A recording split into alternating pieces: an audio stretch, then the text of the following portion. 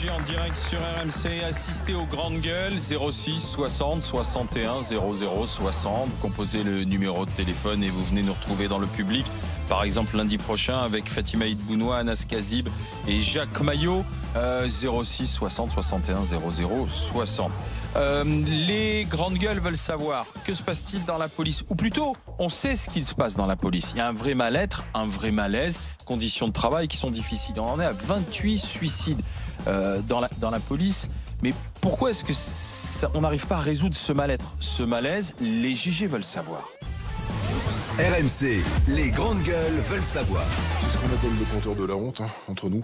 Tout simplement par un manque de reconnaissance qui perdure, par un management qui est de plus en plus catastrophique, par une fatigue généralisée, par un suremploi des effectifs. Il y a des soucis de matériel défectueux qui causent un stress particulier, de locaux qui sont insalubres, de hiérarchie qui fait la sourde oreille. Tout est lié au contexte professionnel. Quand je m'arrête, je craque en fait totalement. Ce jour-là, je pose mon arme parce que je me dis que je serais capable de faire une connerie.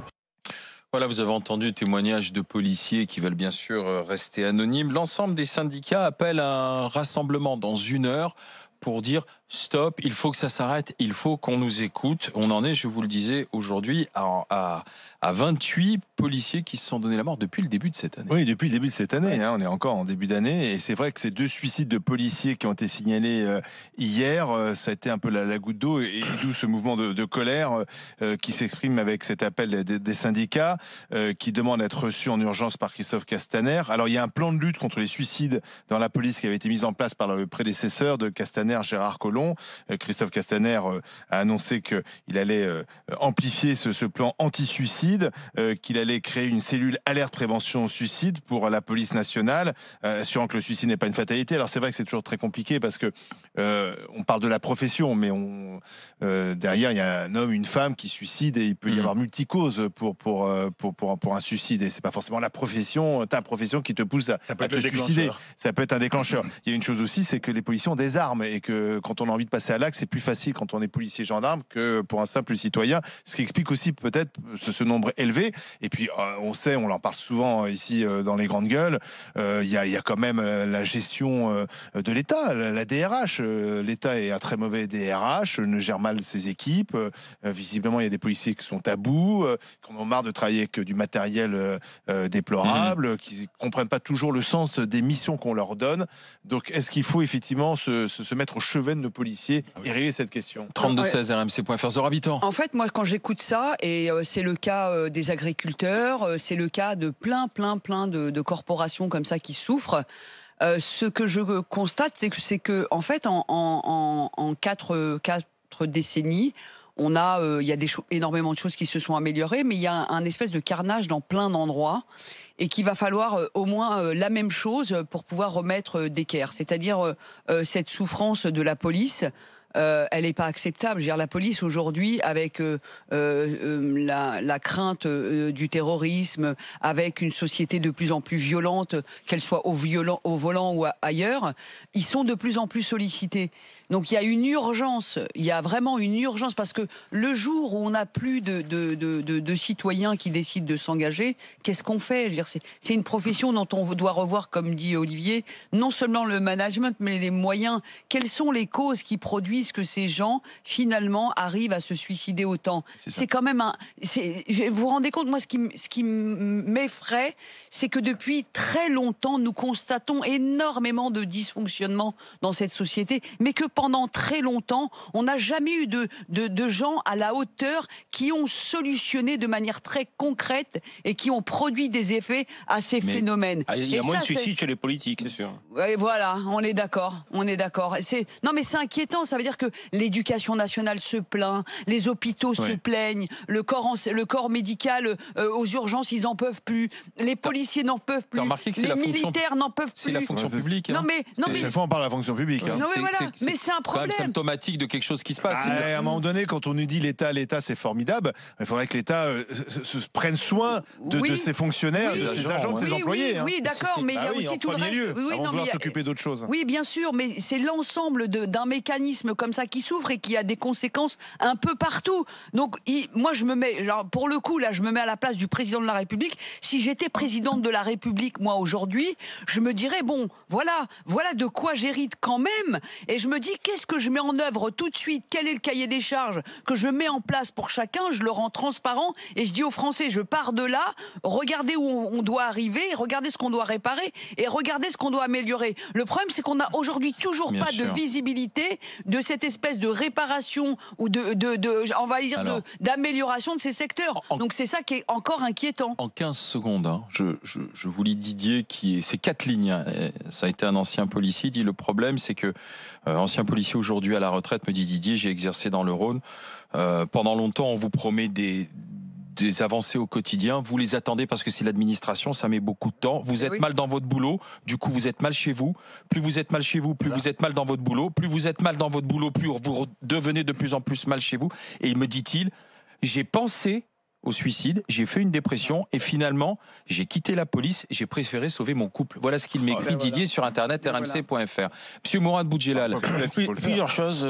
D'abord, c'est vrai que les policiers, il y a eu le temps des attentats en espérant d'en parler au passé, quoi. Mais bon, c'est l'état d'urgence a mobilisé énormément de policiers de façon incroyable. Là, les gilets jaunes, les manifs, tous les mouvements sociaux, ça mobilise énormément de policiers. Moi, j'ai des choses à dire. J'ai déjeuné il y a pas très longtemps avec un ami qui bosse au RG. J'ai eu renseignement sur vous d'ailleurs, donc je vous félicite pas. Mais ex-RG, et qui me disait des choses incroyables, qu'il avait porté plainte pour menaces parce que la photo de policiers, et notamment la sienne, était publiée sur Facebook.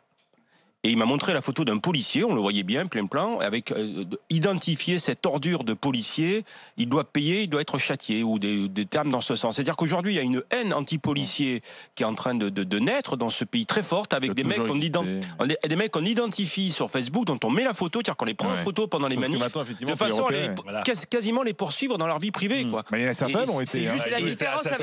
Et la deuxième chose qui m'a énormément surpris, moi j'ai été élevé de façon très basique, moi je pensais que quand on insultait un policier, on allait en prison, quoi. C'était aussi simple que ça. Et donc, il m'a expliqué qu'ils étaient insultés, qu'il y avait un mec qui a insulté, et qu'ils avaient retrouvé le type qui les avait insultés, que finalement, il allait prendre une petite remontrance du juge qui allait durer 3 minutes et qu'il allait sortir. Donc, il y a une espèce d'impunité aujourd'hui qui s'est créée sur l'agression et l'agressivité qu'on peut avoir par rapport aux policiers, qui est juste inadmissible. Je rappelle quand même que ces gens sont censés nous protéger et qu'ils le font plutôt pas mal, que la police n'est pas parfaite, qu'elle est perfectible, on est tous d'accord, mais qu'on n'a pas la plus mauvaise police du monde. Et je n'ose imaginer ce que serait le monde ou ce que serait notre pays si demain il n'y avait plus de policiers. Personne n'oserait sortir dans la rue. Donc déjà, on leur doit ça, au moins. Et donc, que par rapport à ça, je pense que c'est important aujourd'hui de respecter nos policiers, et voire même, ça fait partie des urgences, pour moi, avec le médical, avec la justice. Les urgences de ce pays, c'est d'améliorer le statut. Je le dis souvent, aujourd'hui, le statut du policier me semble plus urgent que le statut d'un conducteur de TGV. Voilà, il y a des priorités. Et ça me paraît important. David Dickens, puis on écoute la représentante de police GPFO dans un instant. Il y a une différence entre l'institution et les policiers. Donc là, il y a une vraie crise de l'institution. Avant, elle touchait que, j'allais dire, les gardiens de la paix ou les gens sur le terrain. On a vu là le cas, on a une capitaine qui s'est suicidée avec son arme de service dans son bureau. Donc, en préambule dans le sujet, le monsieur disait oui, la hiérarchie reste sourde. Là, on voit bien que la hiérarchie, elle est touchée et on obtient les mêmes résultats puisque cette femme s'est suicidée. Je pense que l'institution, effectivement, il y a évidemment quelque chose à faire. Je ne sais pas quoi, mais il y a évidemment quelque chose à faire. Et en tout cas, écoutez les revendications de ces gens sur le terrain qui les répètent immuablement, inlassablement depuis très longtemps. Ça, c'est une chose. Ensuite, la difficulté de faire passer ce message-là, c'est parce qu'on s'oppose à... L'institution s'oppose aux les policiers. Qui sont les policiers? À chaque fois, on va te dire oui, mais surtout dans le contexte actuel, on va te dire oui, mais enfin, les violences policières... On n'en parle pas. Oui, mais t'as des policiers qui sont véreux. Oui, mais les 4 flics de la BAC qui sont fait voler à faire du trafic de cocaïne. Alors, évidemment, non, mais c'est vrai qu'on oppose toujours les difficultés de l'institution aux faiblesses de l'exercice du métier. On oppose 1% à 99. Non, mais oui, mais il faut répondre. Voilà. Il y a une urgence là aujourd'hui. Ça, véritablement, et je pense que ça ne sert à rien d'opposer l'institution à la pénibilité du travail de ces policiers. Et je pense, véritablement, ça n'engage que moi, mais je pense que tu le soulevais tout à l'heure, l'outrage, le délit d'outrage devrait être systématique. Donc, ce serait Quand tu vois que là, dans les manifestations, on parle de casseurs, hein, je parle pas de gilets jaunes, on parle de casseurs. Quand on voit la fébrilité, on nous dit ah ben non mais il faut les prendre en flagrant délit. Ah ben maintenant il y a la loi anti-casseurs qui va nous permettre de les avoir. Alors, mais pas seulement des casseurs. Tu as un élu à la télé qui se permet de plaquer un juge d'instruction contre une porte, c'est pas un bon exemple. Alors attendez. Pas seulement les casseurs, parce qu'il y a une vidéo qui circulait où il y a un manifestant, c'était pas un casseur, c'est une espèce de gilet jaune, etc., qui va devant les flics, qui les insulte. Et puis à un moment donné, les CRS se sont déployés et l'ont attrapé. Et les gens disent oh regardez la façon dont il est interpellé. C'est dingue. Ça s'appelle l'outrage à agent. Mais on est dans l'inversion des valeurs en fait. Au-delà de ça, les gens disent regardez la façon sur cette vidéo qui est tronquée, dans laquelle on privilégie l'intervention des policiers et on ne montre pas avant. Il y a des gens qui sont inquiets quand ils voient des policiers. Moi, je suis plutôt rassuré. Nous sommes avec Linda Kebab, déléguée nationale unité SGP Police FO. Bonjour Madame Kebab. Bonjour. Merci d'être avec nous. Donc il y a une urgence. Ce chiffre des suicides est incroyable, terrible. Quelle est la meilleure réponse à apporter rapidement alors Madame Kebab? La meilleure réponse, c'est déjà d'écouter les doléances du terrain. Moi, je vais vous dire de manière très brève, hein, on ne va pas perdre de temps. Le plan 2016 qui avait été proposé sous le ministre Collomb, il ne nous convient pas. Il est complètement déconnecté de ce dont on a besoin. Je vais vous donner un exemple tout bête.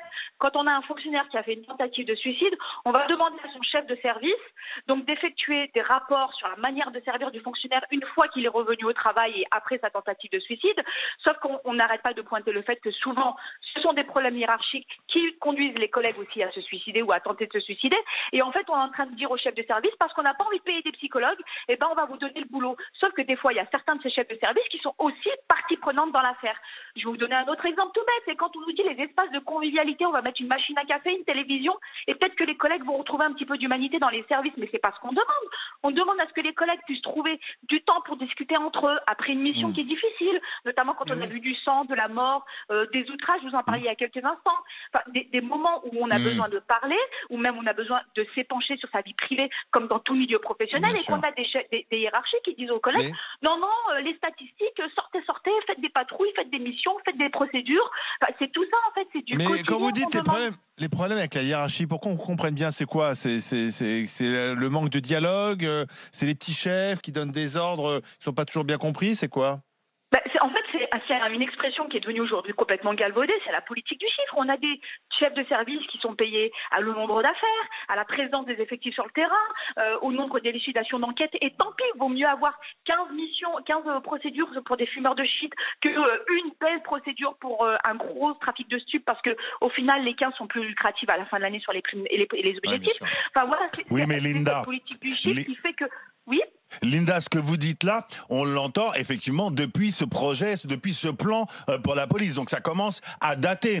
Qu'est-ce qui, selon vous, empêche la prise en considération de vos doléances de gens de terrain? Mais j'ai envie de vous dire, vous l'avez dit il y a quelques minutes, peut-être parce que le taux de suicide est très bas chez les hommes politiques. Peut-être qu'il y a prise en compte humaine, parce qu'en fait, on est aujourd'hui avec une espèce de système en France où la troïka européenne dicte le service public. On a aujourd'hui des élus politiques qui nous parlent de exemplarité, mais que l'État commence à être exemplaire avec ses salariés et pas seulement avec les policiers, avec l'éducatif, avec l'hospitalier. C'est tout simplement qu'on est en train de faire du budget à la place de l'humain. Non mais là on est à 7 morts par mois. On est à 7 morts par mois. L'État il le sait ça. Non mais depuis le début 2019, on a 7 policiers qui se suicident par mois.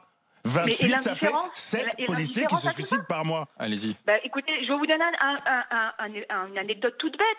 C'est que quand on a les syndicats qui, en décembre, on est face au ministre, M. Castaner, concernant, vous savez, la mobilisation des acteurs des policiers en décembre, au plus fort des Gilets jaunes, et qu'il était prêt à entendre, en effet, les propos, et que le lendemain, il revient, et qu'en fait, on a des technocrates, moi, ceux que j'appelle les tableurs Excel en cravate, qui lui disent « Ah non, ça va nous coûter trop cher ». C'est une question de budget. Donc on a beau avoir des humains qui meurent, ça nous coûte toujours, en fait, pour eux, ça leur coûte toujours moins cher d'avoir des policiers qui meurent que de devoir améliorer leurs conditions de travail. Parce qu'à la fin, ils ont des obligations, la troïka européenne, faites-en ce que vous voulez, mais en attendant, c'est elle qui dicte le service public en France et aussi la gestion. Il y a des élections, on pourrait vous exprimer à ce moment-là. Il y a deux choses. La troïka européenne, moi je suis pas sûr que le malaise des fonctionnaires soit lié, parce que c'est du quotidien, c'est de la gestion à l'Europe. Je pense que l'État est un mauvais employeur, ça n'a rien à voir avec l'Europe. Merci Linda Kebab d'avoir été avec nous. Je sais qu'il y a pas mal de policiers qui sont en train d'appeler. Tout à l'heure, à midi moins le quart, on peut se retrouver pour le dialogue au moment du GG et vous. Avec les tableurs Excel. Dans un instant, le match des grandes gueules. Restez avec les GG. À tout de suite. RMC jusqu'à midi. Les grandes gueules.